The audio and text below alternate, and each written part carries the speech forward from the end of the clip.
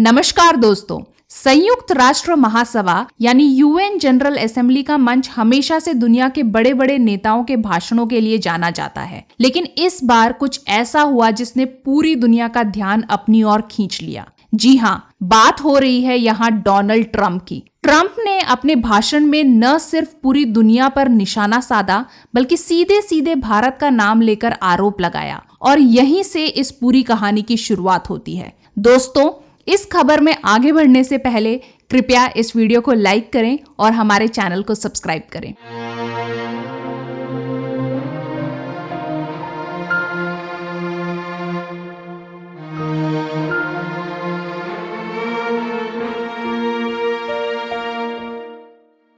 दोस्तों, सबसे पहले समझते हैं कि ये यूएन जनरल असेंबली होती क्या है। संयुक्त राष्ट्र महासभा यानी यूएनजीए यूनाइटेड नेशन का सबसे बड़ा मंच है, जहां दुनिया के सारे 193 देश बराबरी से अपनी बात रखते हैं। हर साल सितंबर में इसका आयोजन न्यूयॉर्क, अमेरिका में होता है, क्योंकि यूएन का मुख्यालय भी न्यूयॉर्क में ही है। ये सेशन करीब 10 से 12 दिन तक चलता है। पहले हफ्ते में बड़े बड़े नेता, राष्ट्रपति, प्रधानमंत्री, विदेश मंत्री भाषण देते हैं और अगले हफ्ते में बाकी देशों के मंत्री और प्रतिनिधि बोलते हैं। यानी ये वो मंच है जहां से पूरी दुनिया एक दूसरे के फॉरेन पॉलिसी को समझती है, अपने अपने हितों की रक्षा करती है और ग्लोबल मुद्दों पर राय देती है। और इस साल भारत का प्रतिनिधित्व हमारे विदेश मंत्री डॉक्टर जयशंकर जी कर रहे हैं। अब इसी मंच पर डोनाल्ड ट्रंप ने अपने भाषण में कुछ ऐसा कह दिया जिसने सबको चौंका दिया, खासकर भारत को। अपने भाषण में उन्होंने सीधे सीधे भारत का नाम लेकर आरोप लगाए। 23 सितंबर 2025 को डोनाल्ड ट्रंप ने यूनाइटेड नेशन जनरल असेंबली में भाषण दिया। उनका अंदाज हमेशा की तरह आक्रामक था।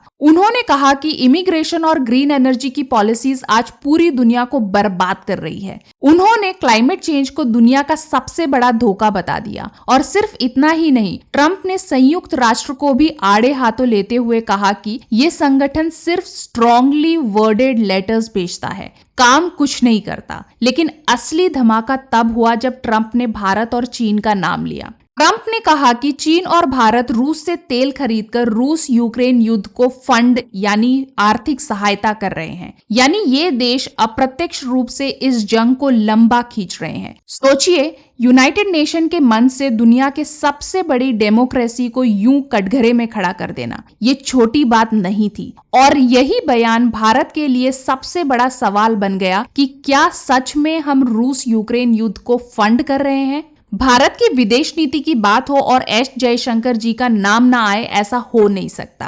ट्रंप के बयान के बाद जयशंकर जी की प्रतिक्रिया सामने आई और कहना पड़ेगा, जवाब जबरदस्त था। जयशंकर जी ने साफ कहा कि भारत अपनी एनर्जी सिक्योरिटी को लेकर किसी से भी हिदायत नहीं लेगा। अगर भारत अपने लोगों के लिए सस्ता तेल खरीद रहा है तो ये उसका हक है। उन्होंने तीखे लहजे में कहा कि कोई भी देश हमें ये नहीं बताएगा कि हमें किससे तेल खरीदना है और किससे नहीं। भारत अपने राष्ट्रीय हित में फैसला लेता है। दोस्तों, क्या ये ट्रंप के लिए उसके गाल पर एक जबरदस्त तमाचा नहीं था?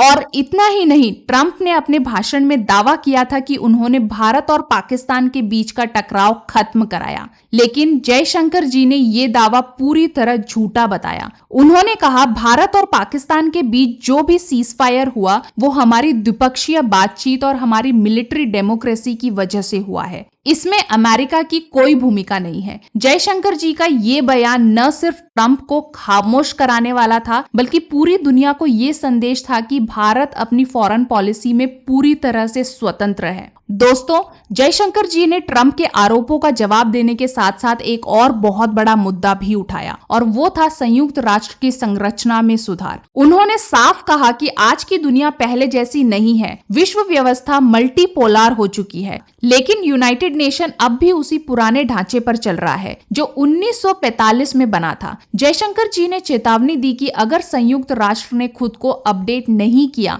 तो ये संस्था धीरे धीरे अपनी प्रासंगिकता खो देगी। भारत ने खासकर यूनाइटेड नेशन सुरक्षा परिषद की कार्यप्रणाली पर सवाल उठाया। जयशंकर जी ने कहा कि बहुत से मामलों में फैसले पारदर्शी नहीं होते। कई बार ऐसा होता है कि कुछ चुनिंदा देश अपने हितों के हिसाब से किसी प्रस्ताव को रोक देते हैं या रिजेक्ट कर देते हैं, और भारत ने इसको एक तरह का छुपा हुआ वीटो कहा।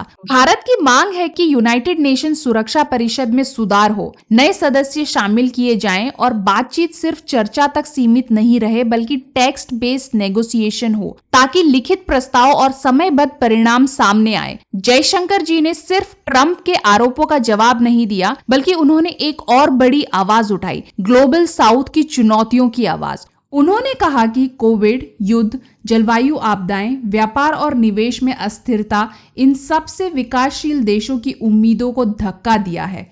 मल्टीलैटरलिज्म पर हमला हो रहा है, संस्थाएं कमजोर हो रही हैं, इसीलिए ग्लोबल साउथ को साझा रणनीति और सहयोग करना होगा। Fair economic practices, south to south trade, तकनीकी साझेदारी और shorten supply chains. Jaishankar ji ने कहा कि भारत अपनी क्षमताओं जैसे वैक्सीन, डिजिटल टेक्नोलॉजी, कृषि विशेषज्ञता आदि को साझा कर सकता है, और सबसे अहम, यूनाइटेड नेशन समेत अंतर्राष्ट्रीय संस्थाओं की संरचना को सुधारना होगा ताकि विकासशील देशों की आवाज बुलंद हो सके। जयशंकर जी ने यह भी कहा कि अगर नए स्थायी सदस्य शामिल होंगे तो उन्हें भी न्यायपूर्ण अधिकार मिलने चाहिए। भारत का यह बयान सिर्फ अपने लिए नहीं था, बल्कि पूरे ग्लोबल साउथ यानी विकासशील देशों की आवाज थी। यही वजह है कि इस विचार को कई देशों का समर्थन मिला, और यहाँ तक कि यूनाइटेड नेशन महासचिव ने भी माना कि संयुक्त राष्ट्र को समय के साथ चलना होगा। अब सवाल ये है कि इस पूरे ड्रामे के बाद यूक्रेन के राष्ट्रपति वोलोदिमीर जेलेंस्की ने क्या कहा। दोस्तों, जेलेंस्की ने बहुत ही दिलचस्प बयान दिया। उन्होंने कहा, India is mostly with us, यानी भारत ज्यादातर हमारे साथ है। जेलेंस्की ने माना कि भारत रूस से तेल खरीद रहा है, लेकिन इसके बावजूद उन्होंने भरोसा जताया कि भारत उनके साथ खड़ा है। उन्होंने यहाँ तक कहा कि यूरोप को भारत के साथ और मजबूत रिश्ते बनाने चाहिए, क्योंकि अगर भारत का भरोसा और सपोर्ट उनके साथ रहा तो रूस पर दबाव बढ़ सकता है। चीन पर उन्होंने कहा कि चीन के साथ हालात अलग हैं, क्योंकि चीन की दिलचस्पी रूस के साथ जुड़ी हुई है। यानी साफ है कि जेलेंस्की ने ट्रंप की तरह भारत को वॉर फंडर नहीं कहा, बल्कि उन्होंने भारत को एक बैलेंसिंग पावर के तौर पर देखा। अब सवाल ये उठता है कि इसका असर भारत के ग्लोबल इमेज पर क्या पड़ेगा। एक तरफ ट्रंप जैसा नेता भारत पर आरोप लगा रहा है, दूसरी तरफ जयशंकर जी का कड़ा बयान दुनिया को दिखा रहा है कि भारत बैकफुट पर नहीं खेलता, और जेलेंस्की का बयान ये साफ करता है कि यूक्रेन खुद मानता है कि भारत उनके खिलाफ नहीं है। साथ ही यूनाइटेड नेशन सुधार की आवाज उठाकर भारत ने साबित किया कि वो सिर्फ जवाब नहीं देता, बल्कि दुनिया को आगे का रास्ता भी दिखाता है। दोस्तों, यही है भारत की कूटनीति की ताकत। एक तरफ हम रूस से सस्ता तेल खरीदकर अपने लोगों का भला कर रहे हैं, दूसरी तरफ यूक्रेन और पश्चिम देशों से रिश्ते भी मजबूत कर रहे हैं। यही वजह है कि आज दुनिया भारत को एक बैलेंसिंग पावर मान रही है। तो दोस्तों, आप सोचिए, क्या ट्रंप ने सही कहा था कि भारत रूस की वॉर को फंड कर रहा है? और आपको जेलेंस्की का बयान कैसा लगा? क्या वाकई भारत ज्यादातर उनके साथ है? साथ ही क्या आप मानते हैं कि यूनाइटेड नेशन को भी समय के साथ बदलना चाहिए और वीटो सिस्टम में सुधार होना चाहिए?